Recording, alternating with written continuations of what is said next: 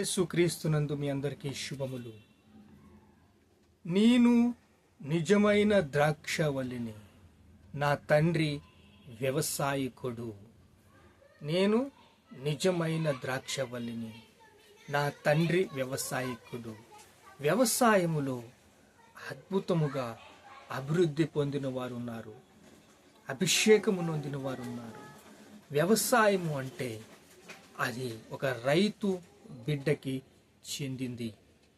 వ్యవసాయం లేకుండా ఎవరి కడుపు నిండదు. ఇది వాక్యముగా మనం భావించవచ్చు. వాక్యము భూమి ఆకాశములు గతించిన నా మాటలు గతించవు. ఇప్పుడు వాక్యము లేకుండా ఎవరు జీవించినా వారి జీవితము ఫలభరితము కాదు, సమాధానం ఉండదు, సమాధానంతో జీవించలేరు. సమాధానంగా జీవించాలి అంటే సమాధానపు వాక్యము మన హృదయంలో అభివృద్ధి చెందాలి, ఆశీర్వాదం పొందాలి. అప్పుడు మన జీవితాల్లో అభివృద్ధి చూస్తాము.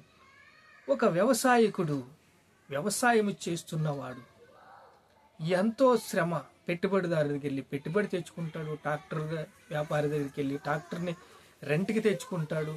అవన్నీ దున్ని భూమినంతా దున్ని సడలించి ఒక కలుపు మొక్క లేకుండా దాన్ని నాట్లు వేసి దాన్ని పంట చూసేదాకా కూడా తన 3 నెలలు పంటని ఆ యొక్క ధాన్యాన్ని పండించేదాకా రోజు దినము ఎంత ఎంత ఎంత అని పరీక్షిస్తూ ఉంటాడు.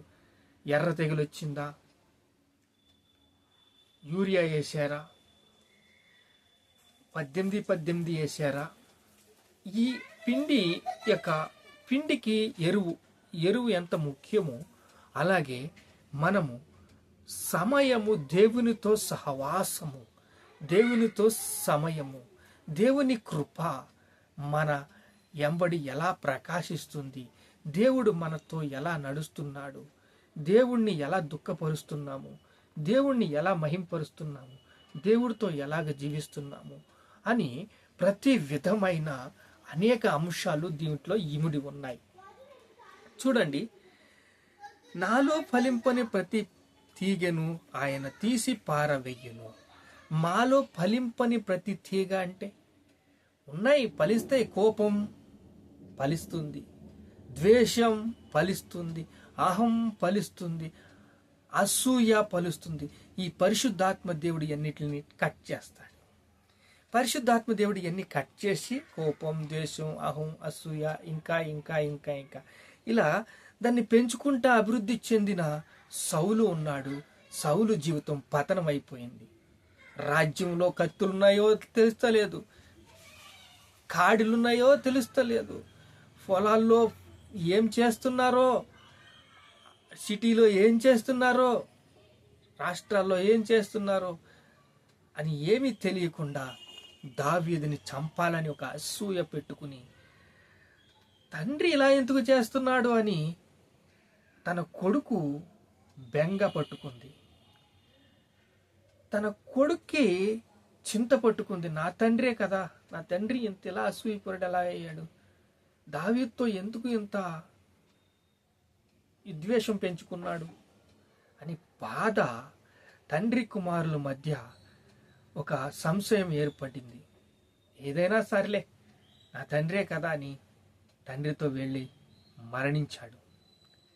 ఇలాగా అసూయ అనేది అభివృద్ధి చేసుకుంటే, కోపాన్ని అభివృద్ధి చేసుకుంటే, ద్వేషాన్ని అభివృద్ధి చేసుకుంటే మీరు ఎప్పటికీ ఎన్నటికీ ఫలించలేరు. చూడండి, తీగలు తీసి పారవేయబడును. ఈ పరిశుద్ధాత్ముడు వద్దు అంటాడో వాటిల్ని తీసి పాడేయటంలో మన ముందొజు ఉండాలి. నేను మీతో చెప్పిన మాటలను బట్టి మీరు ఇప్పుడు పవిత్రులై ఉన్నారు. నేను ఇప్పుడు మీతో చెప్పిన మాటలు చెప్పి మీరు పవిత్రులై ఉన్నారు. ఏది దేవుడు వద్దంటాడో దాన్ని మానేయాల. మరలా 2 రోజుల తర్వాత, 4 రోజుల తర్వాత, 6 రోజుల తర్వాత ఎలా వస్తుంది ఇది? దేవుడు మీకు ఏం తక్కువ చేశాడు? సౌలుకి ఏం తక్కువ చేశాడండి? సౌలు రాజు అయినప్పటికీ ఏమీ తక్కువ చేయలేదే. అయినప్పటికీ ఆలోచించవలసిన సమయం ఉన్నది. ద్రాక్షవల్లిని నేను, మీరు నిజమైన ద్రాక్షవల్లిని నేను అని చెప్తున్నాడు. ఈ మాటలు బట్టి మీరు పవిత్రులై ఉన్నారు. పరిశుద్ధాత్మ దేవుడి మాటలు వింటే ఎంతో సేవ ఉంది, ఎంతో అభివృద్ధి ఉంది, ఎంతో జరగవలసింది ఉంది. అప్పుడు అలాంటిదప్పుడు ఎందుకు ఊరికనే తండ్రి కుమారుల మధ్య విద్వేషాలు? తండ్రి కుమారుడు తన కుమారుడు అసహించుకుంటున్నాడండి సౌలుని. దావీదుతో ఏమో స్నేహంగా ఉన్నాడు, కానీ తండ్రి ఇలా ఎందుకు చేస్తున్నాడు? ఆగడి గొట్టి దాని కొడక అని తిడుతున్నాడు. ఎందుకు దావీదుతో స్నేహంగా ఉన్నాడని. ఇప్పుడు ఈ అసూయను పెంచేసుకున్న, కోపాన్ని పెంచేసుకున్న, ద్వేషాన్ని పెంచేసుకున్న, దురాత్మతో నడిపించబడుతున్న ఈ సౌలు మీలో ఉండకూడదని. చూడండి, నా యందు నిలిచి ఉండండి, మీ యందు నేనును నిలిచి ఉంటాను. నా యందు నిలిచి ఉండండి. పరిశుద్ధాత్మ చెప్పే మాటలు వినండి. పరిశుద్ధాత్మ అభిషేకంతో బలం పొందండి. పరిశుద్ధాత్మతో నింపబడండి. పరిశుద్ధాత్మతో ముందుకు నడవండి. నా యందు నిలిచి ఉండండి, మీ యందు నేనును నిలిచి ఉంటాను. నా యందు నిలిచి ఉండండి, నేను మీ యందు నిలిచి ఉంటాను. దేవుడు ఎంత మంచి మాట చెప్తున్నాడండి. యోహాను సువార్త 17వ అధ్యాయంలో అయితే, నేను చెప్పిన ప్రతి మాట నెరవేర్చి ఉన్నాను. నువ్వు చెప్పిన ప్రతి మాట నేను నెరవేర్చాను.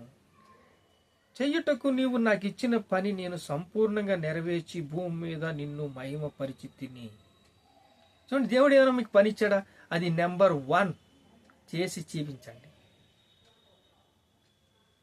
అసూయ పడద్దు. కోపం, ద్వేషం, అహం, అసూయ వద్దు.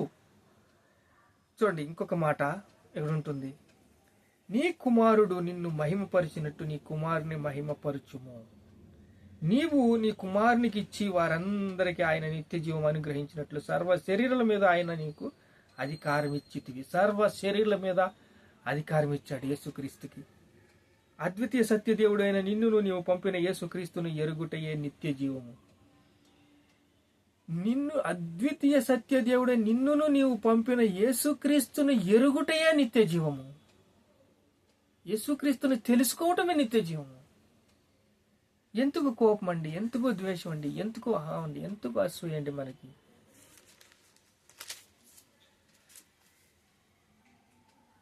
నా యందు నిలిచి ఉండండి, మీ యందు నేను నిలిచి ఉంటాను. నా యందు మీరు నిలిచి ఉండండి, మీ యందు నేను నిలిచి ఉంటాను.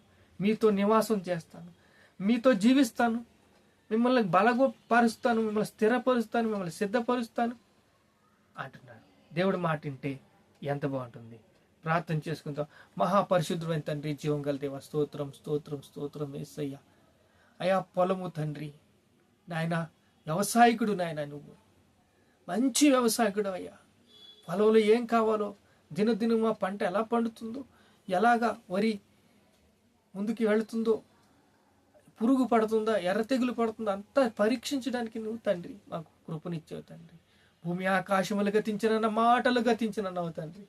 అలాగే కోపం, ద్వేషం, అహం, అసూయను తీసివేయమంటున్నావు నాయన.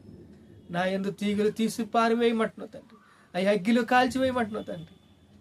నీ మాట వినమంటున్నావు తండ్రి. నీకు స్తోత్రాలయ్యా, స్తోత్రాలయ్యా, స్తోత్రాలయ్యా. ఘనత, మహిమ, ప్రభావాలు మీకే చెల్లిస్తున్నాము తండ్రి. ఆమేన్, ఆమేన్, ఆమేన్.